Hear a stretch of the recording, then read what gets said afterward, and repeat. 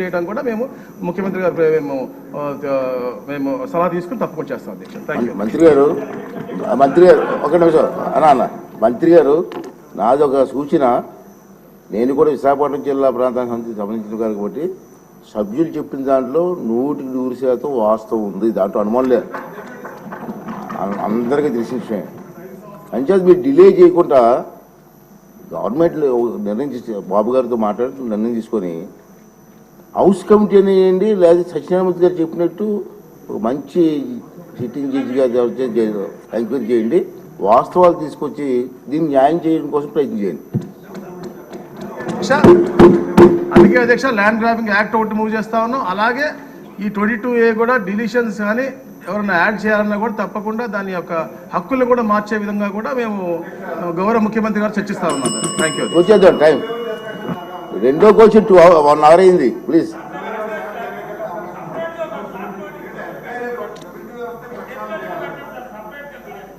Okay అండి,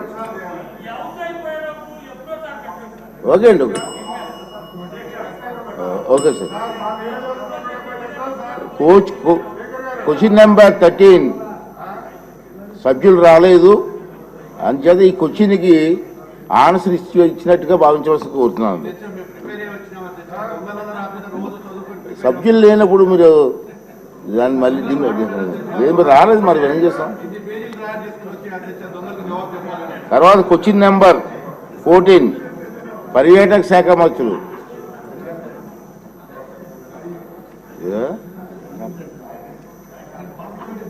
tourism minister గారు.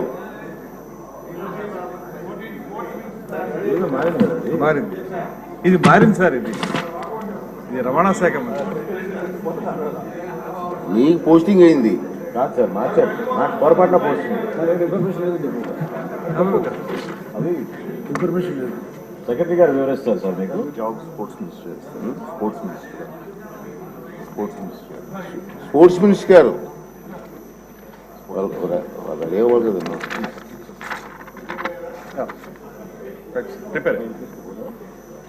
ధన్యవాదాలు అధ్యక్ష.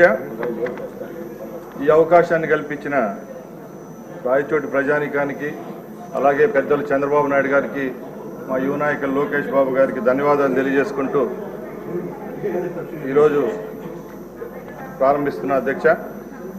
ఏ ప్రశ్నకు సమాధానం? అవునండి. బ్రీ ప్రశ్నకు సమాధానం. కొత్త కేవీకే నిర్మాణాలకు 2016-17 సంవత్సరంలో పెద్దలు ముఖ్యమంత్రి వర్యులు చంద్రబాబు నాయుడు గారు ఆ రోజు జీవో నెంబర్ 60 ఇవ్వడం జరిగింది. ఆ జీవో ప్రకారం రాష్ట్రంలో క్రీడా వికాస కేంద్రాలు, అలాగే మౌలిక వసతుల కోసం 313 కోట్లు కేటాయించడం జరిగింది అధ్యక్ష.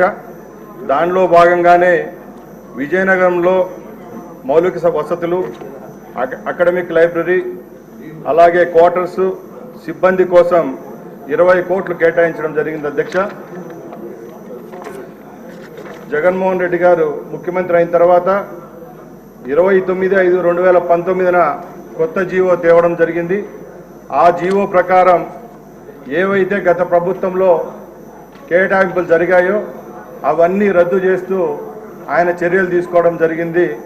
దానిలో భాగంగానే ఏవైతే స్పోర్ట్స్కి సంబంధించిన మౌలిక వసతులలో టెండర్లు అయ్యి 20% కంటే తక్కువ కంప్లీట్ అయిన ప్రాజెక్టులన్నీ రద్దు చేయడం జరిగింది అధ్యక్ష.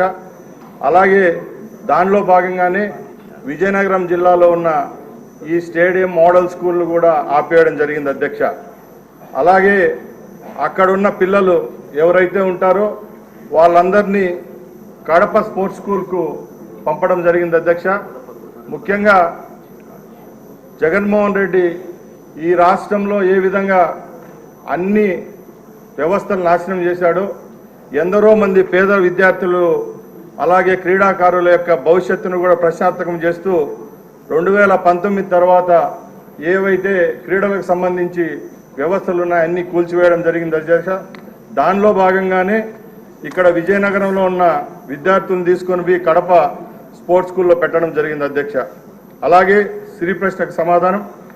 శాశ్వత పాఠశాల భవనం లేకపోవడంతో మరియు బడ్జెట్ కేటాయించకపోవడంతో కారణంగా విజయనగరంలోని ఏబీ మోడల్ స్కూల్ 22-23 విద్యా సంవత్సరానికి సంబంధించిన విషయాన్ని క్లోజ్ చేయడం జరిగింది. అలాగే ముఖ్యంగా ఒకటే చెప్తున్నాం అధ్యక్ష, గతంలో ఎప్పుడూ లేని విధంగా క్రీడల పట్ల నిర్లక్ష్యం వహించడం జరిగింది. ఈ ప్రభుత్వంలో చంద్రబాబు నాయుడు గారు మొన్న జరిగిన బడ్జెట్లో కూడా 130 కోట్ల రూపాయల క్రీడలపై కేటాయించడం జరిగింది అధ్యక్ష. దానిలో భాగంగానే విజయనగరంకు సంబంధించిన క్రీడా వికాస కేంద్రం ఏదైతే ఉందో దానిలో